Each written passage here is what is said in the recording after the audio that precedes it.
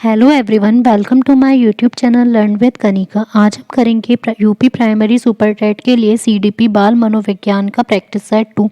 तो कल की क्लास में हमने इसका प्रैक्टिस सेट 1 किया था, जिसमें हमने इसके 50 क्वेश्चंस किए थे। इससे पहले जीवन कौशल और शिक्षण कौशल के भी 10 प्रैक्टिस सेट कंप्लीट हो चुके हैं। तो एक सेट में हमने अप्रॉक्स 50 क्वेश्चंस किए हैं, तो इट मीन्स कि आपके 10 सेट से मिलाकर आपके जीवन कौशल और शिक्षण कौशल के 500 क्वेश्चंस कंप्लीट हो चुके हैं, जो कि सुपर टेट के लिए बहुत ही इंपॉर्टेंट है।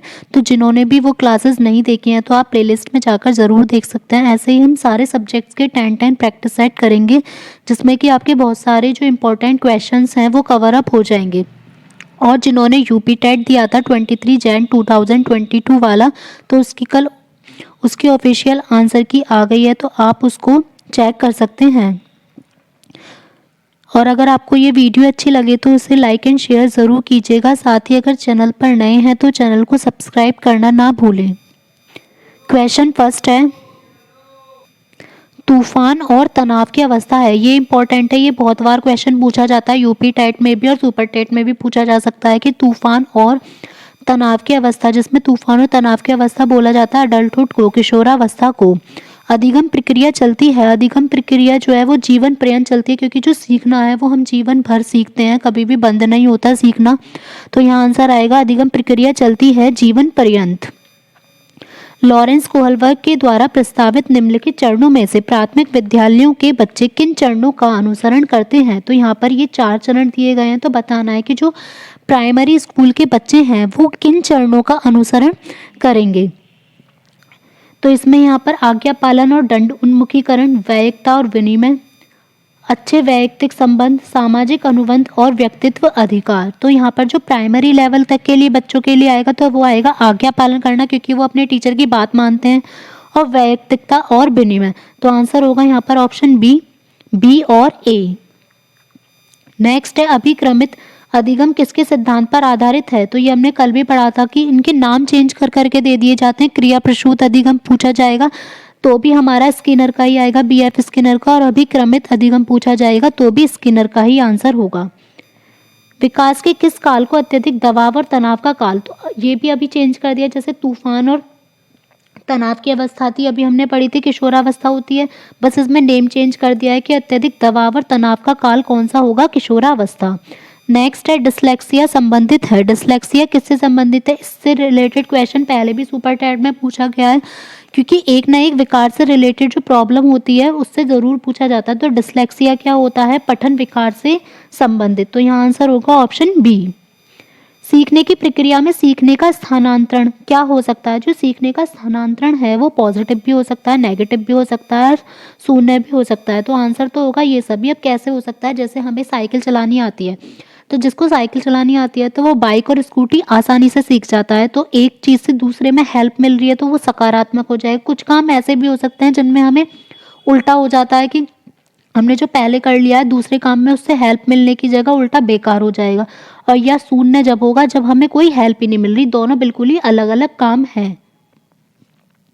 तो ये किसी भी टाइप का हो सकता है, तो इसीलिए पॉजिटिव, नेगेटिव और जीरो। नेक्स्ट है, गोलमैन का नाम जाना जाता है। जो गोलमैन का नाम है वो कौन से सिद्धांत के लिए, कौन सी बुद्धि के लिए, क्योंकि हर एक के अलग अलग बुद्धि के सिद्धांत के नाम है। तो यहाँ पर गोलमैन का बताना है, तो वो किसके लिए, सामवेगिक बुद्धि के लिए। तो आंसर होगा ऑप्शन सी। निम्नलिखित में से किसे जो है शिक्षा तकनीकी 3 कहा जाता है। तो इन 3 नामों में से किसे कहा जाता है, जो प्रणाली विश्लेषण होती है उसे एजुकेशनल टेक्नोलॉजी 3 कहा जाता है। निम्न में से अधिगम के संज्ञानात्मक अनुच्छेद से संबंधित क्रिया है। संज्ञानात्मक मीन्स ज्ञान से रिलेटेड कुछ होगा, अनुभूति करना, स्पर्श करना, क्रोधित होना, कल्पना करना। तो यहाँ पर क्या आएगा, कल्पना करना। नेक्स्ट है, कोहलबर्ग द्वारा नैतिक विकास की जो अवस्था है वो, ये तीनों जिसमें भी रूढ़िवादी नाम आता है तो वो कोहलबर्ग द्वारा दी गई अवस्थाओं के नाम हैं।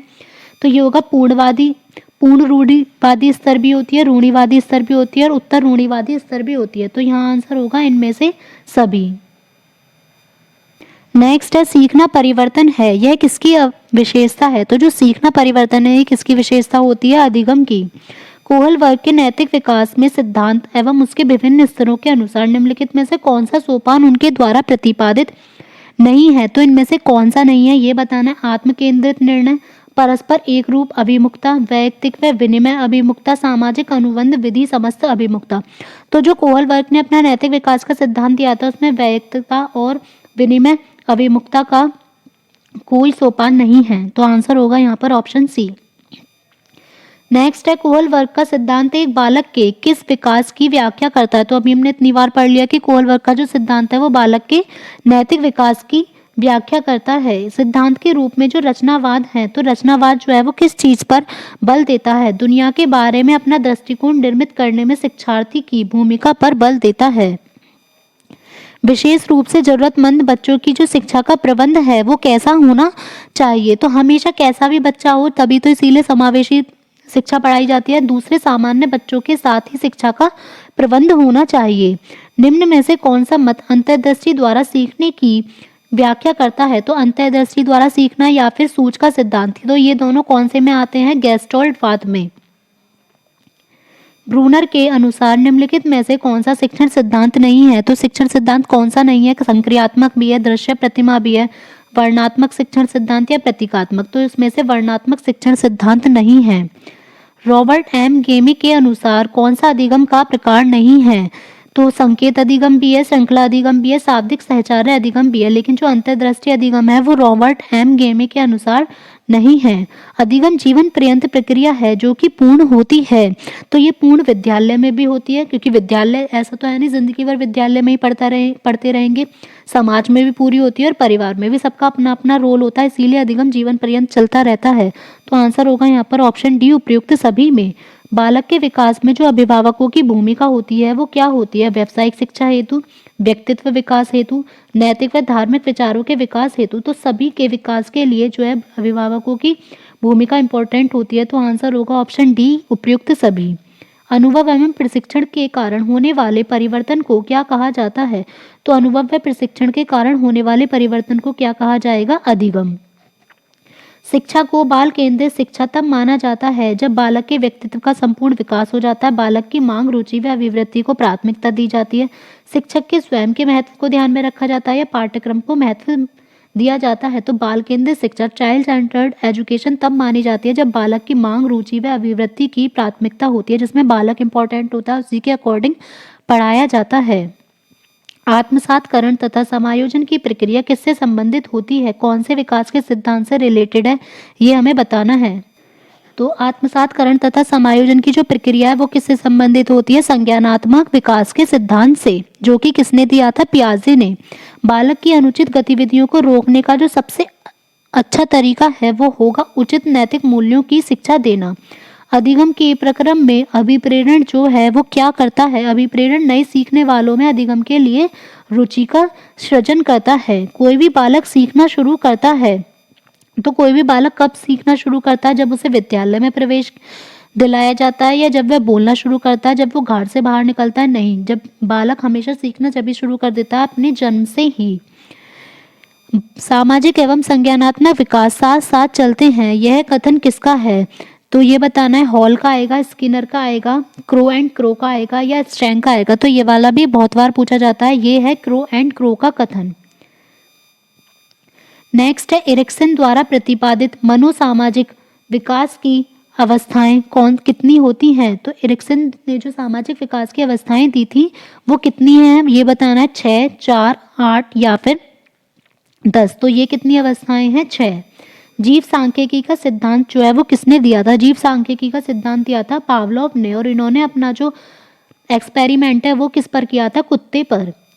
वंशानुक्रम तथा वातावरण के संबंध का व्यक्ति की बुद्धि पर प्रभाव निम्न में से किसके अनुसार होता है, तो ये होता है वंशानुक्रम प्लस वातावरण, दोनों व्यक्ति को प्रभावित करते हैं।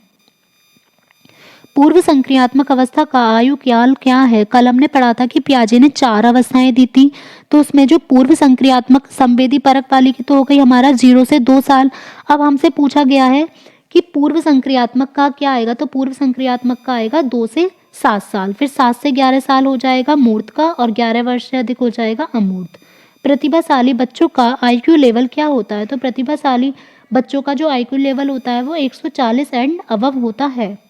कक्षा 5 के न्यून दृष्टि वाले बच्चों को कैसे पढ़ाएंगे? तो कक्षा में निम्न स्तर के कार्य के लिए माफ करना उचित है। उसके दैनिक कार्य में माता पिता तथा मित्रों को सहायता करनी चाहिए। कक्षा में सामान्य रूप से बर्ताव करना चाहिए तथा ऑडियो सीडियो के जरिए सहायता प्रदान करनी चाहिए या कक्षा में विशेष बर्ताव करना चाहिए। तो इसमें आएगा हमारा आंसर कक्षा में सामान्य रूप से बर्ताव करना चाहिए तथा ऑडियो और सीडियो के जरिए उससे मदद करनी चाहिए। मनोविज्ञान ने शिक्षा को क्या बना दिया है? तो मनोविज्ञान ने शिक्षा को बाल केंद्रित बना दिया है। गेस्टोल्ट के जन्मदाता कौन है?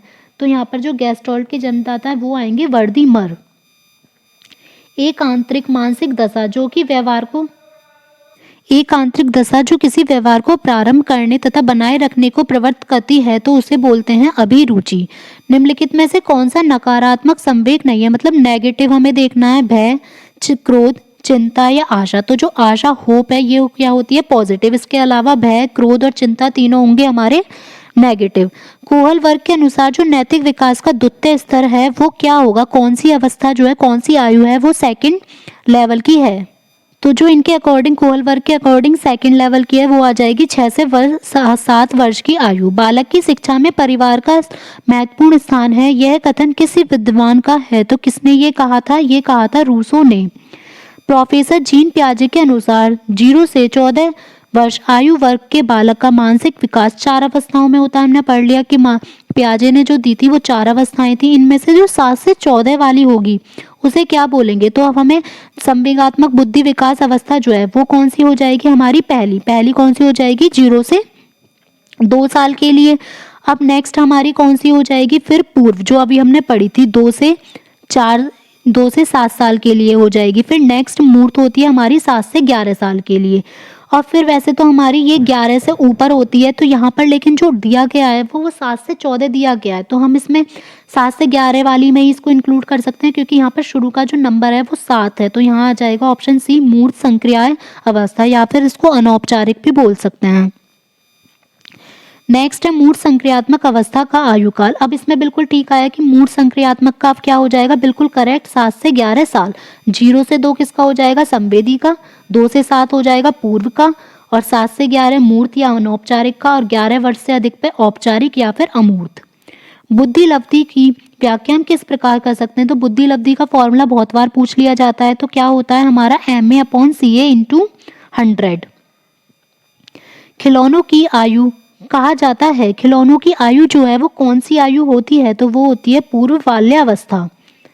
अधिगम प्रतिफल का तात्पर्य क्या है? अधिगम प्रतिफल का तात्पर्य है बच्चे के व्यवहार में जो होने वाला परिवर्तन है। जब कोई चेंज आएगा तो इसका मतलब हमें सीखने का फल प्राप्त हुआ है।